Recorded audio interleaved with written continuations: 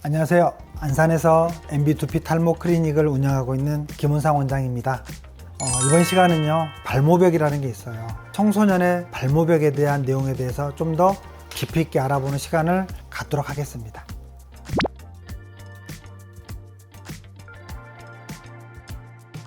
사람들이 좀 불안하거나 또 우울하게 되면 자기도 모르게 머리를 뜯는 습관이 있어요. 이게 바로 발모벽이에요.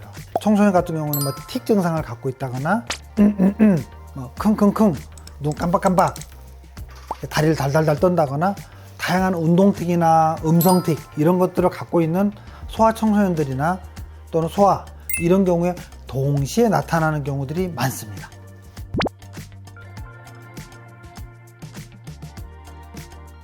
반복적으로 발모 습관이 있거나 이 손가락이나 손톱이 아니라 도구를 이용해서 두피를 긁고 상처를 입히는 경우도 있거든요.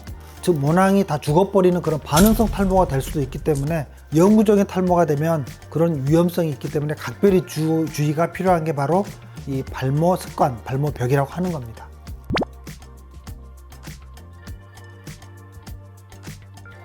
이런 발모벽은 충동 조절 장애라는 어떤 정신과적인 신경과적인 어떤 진단 카테고리에 들어갑니다.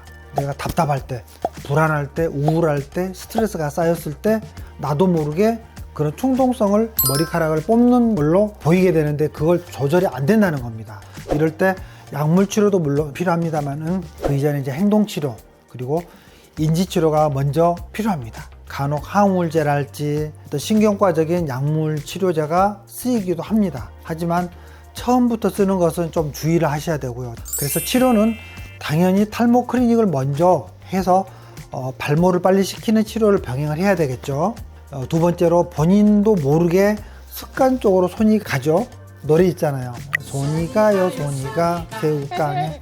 이런 것처럼 이렇게 자동으로 나도 모르게 손이 가는 이런 것들, 이렇게 충동적으로 스트레스나 답답한 상황을 피하는 방법으로서 머리를 뽑는 자회행위 말고 건강한 쪽으로 승화시키는 행동요법을 같이 상담하는 것이 중요하기 때문에 저는 그걸 시행을 합니다.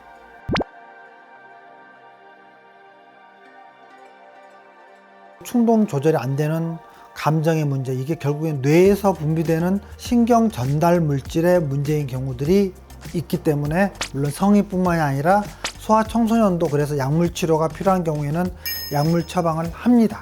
탈모 치료나 이런 발모벽 치료만 하는 것보다는 스트레스 상담이 가능한 전문 병원, 물론 저희 병원은 가능하죠.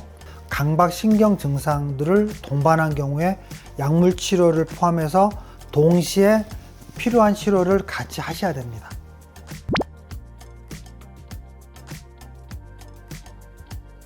이 환자 같은 경우에 발모벽 환자인데요. 내원 당시에 강박신경증이 있는 어떤 발모 증상으로 왔어요. 회사 스트레스가 엄청 많고요.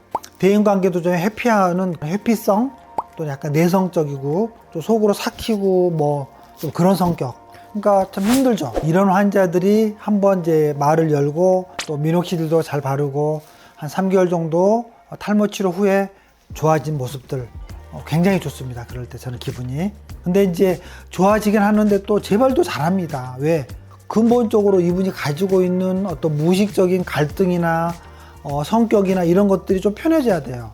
안 그렇게 되면은 계속 스트레스를 안으로 받아들이기 때문에 이제 발모벽이나 물을 뜯는 거나 원형 탈모로 이제 터져 나온다거나 어떤 손으로 다른 곳을 이제 막 뽑는다거나 이런 강박신경 증상을 보이게 되는 겁니다. 그럴 때는 이런 강박신경증에 대한 어떤 약물 처방을 제가 조심스럽게 환자 동의를 받고 하기도 하고요. 물론 그럴 때는 훨씬 빨리 좋아집니다.